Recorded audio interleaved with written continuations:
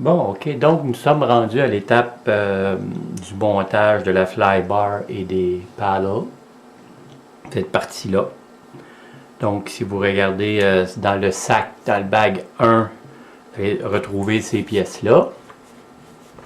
Alors, nous avons les pièces flybar, paddle, les petites vis et puis tout, là, tout ce qui va pour l'assemblage.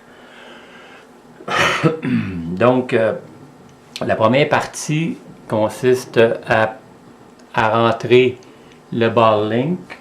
On va rapprocher un petit peu plus ça ici.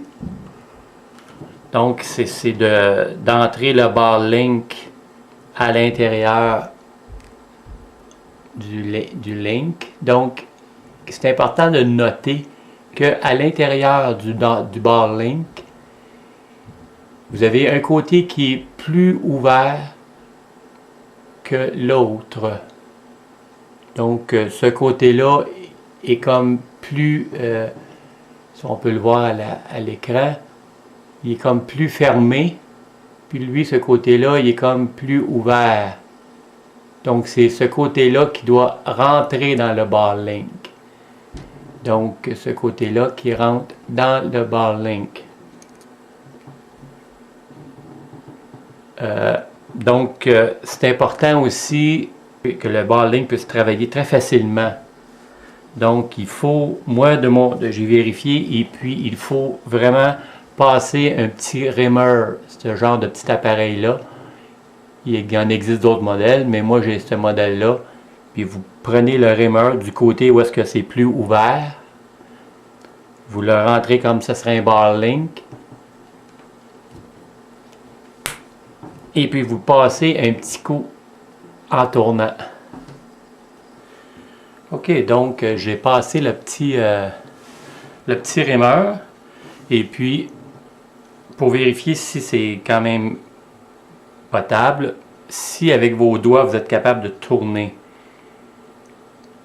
le ball link sur comme ça. Donc, à ce moment-là, c'est quand même, ça passe bien. Là. On peut arriver à... Il n'y aura pas trop de... Parce que sinon, si c'est trop difficile à tourner, les cerveaux vont avoir une résistance et ça peut endommager les cerveaux à la longue. Donc, c'est important que qu'on puisse travailler facilement. Donc, aussi, qu'est-ce qu'il faut vérifier? C'est la longueur ici, de centre en centre, qu'on ait 43 mm. Donc, j'ai vérifié tantôt, on a 43 mm. Donc, il faut que les deux ball link qui sont préassemblés, en passant par la compagnie, donc, il peut avoir 43 mm de centre en centre.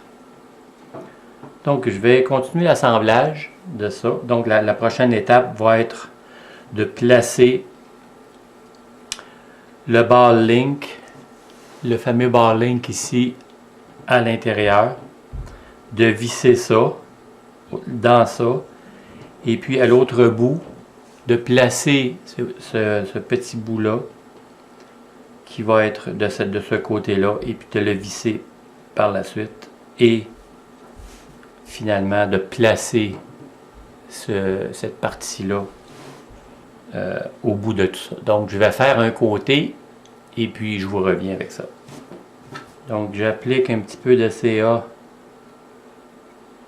très légèrement pour que le CA puisse rentrer, puisse pénétrer dans le plastique. Donc, pas prendre de la CA à séchage rapide, sinon ça pourrait vous empêcher de visser au complet. Et aussi, il faut remarquer que la pièce est comme courbée sur le dessus.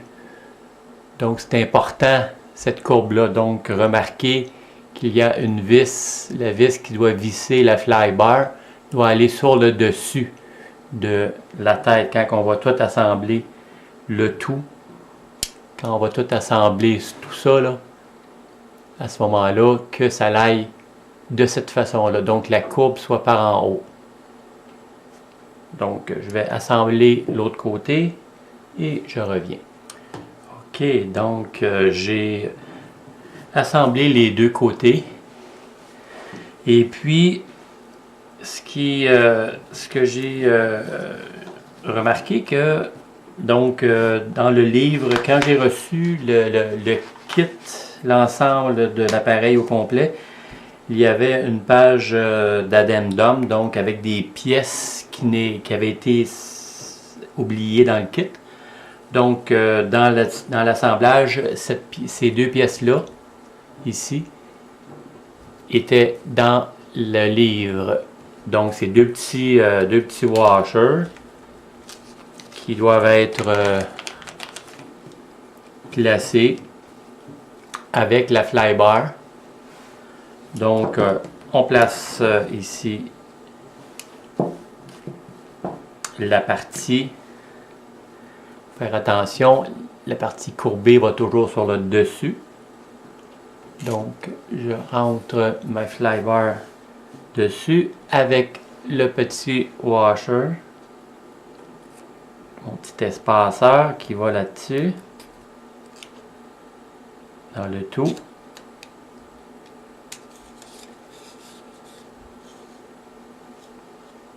OK. Donc, il y a aussi, c'est important de vérifier que le petit barling soit du bon côté. Si vous le regardez comme ça, le barling soit du côté gauche et du côté gauche de la tête. OK. Donc, on rentre les deux comme ça. On rentre de l'autre côté le petit washer.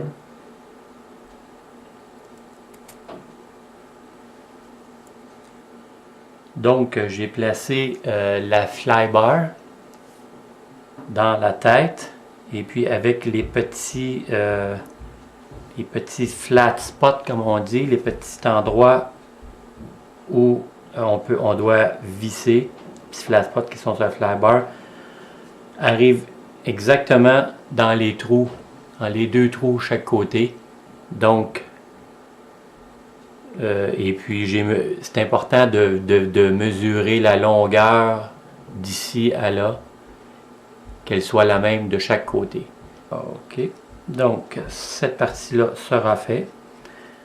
Il nous reste à placer nos petites paddles sur les bouts. Donc pour les paddles, dans le livre, il n'indique pas la longueur, quelle longueur on doit entrer les paddles, on doit visser les paddles. Donc moi, ce que j'ai fait, c'est que j'ai rentré un petit tournevis, que j'ai pris la longueur, ça me donne une longueur, que je transfère pour savoir la longueur sur mon... Ça me donne environ 27. On va visser jusqu'à 25 mm de longueur. Donc, je vais transférer 25 mm ici. OK, donc j'ai fait les deux côtés des paddles. Donc, le côté de la compagnie doit être sur le dessus. Et puis, donc, moi, ce que je vais faire éventuellement, ce que j'ai fait de base, c'est que j'ai aligné le paddle avec le dessous ici. Avec le dessous ici, et puis le paddle, dont l'alignement, pour que ça soit assez droit. Donc, ça complète cette étape